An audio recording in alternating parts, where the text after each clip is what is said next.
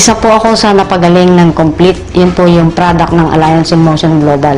Actually, ang kapatid ko po, ang nagsimulang gumamit noon. Nabulag po siya for several months, almost 6 months. So, nang ma-introduce sa kanya yung Complete, nag-try siya, 2 boxes lang ang ininom niya. Nakakapagtaka, nakakita ulit siya. And then, after po noon, February last year, na-diagnose po ako na mayroon akong breast cyst sa dalawa. At the same time, meron din na-diagnose din po na meron akong scoliosis. Bedridden po ako ng 5 months.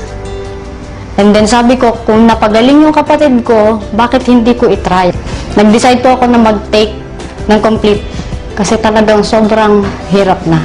Pakiramdam ko mamamatay na ako kasi parang may nakadagan sa dibdib ko. Every time paghihiga ako, so tuwing matutulog ako, nakaupo lang ako. Nakasandal lang ako sa sofa.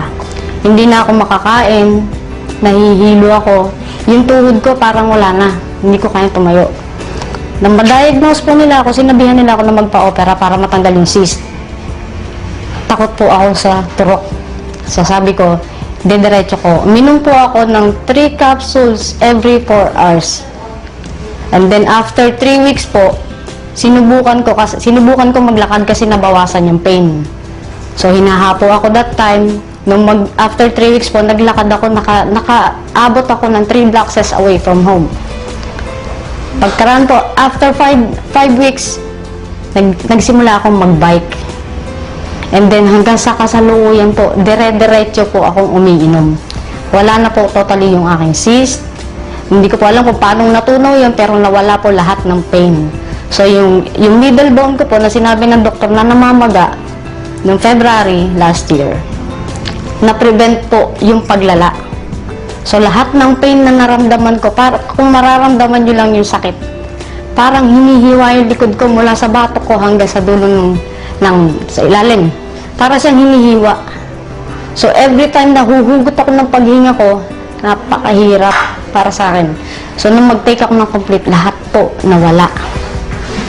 So, hanggang sa ngayon, dire-diretso po, kaya lang ngayon magme-maintain na lang ako. Pag nawawala po yung Complete, parang nanghihina ako. So, hindi pwedeng mawala sa akin yun. Napaka-imposible na paniwalaan na ako nakabangon.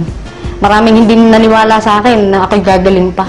Salamat kay Lord na naging instrumento niya ang Alliance in Motion para makapagpagaling ng mga may sakit na tulad ko.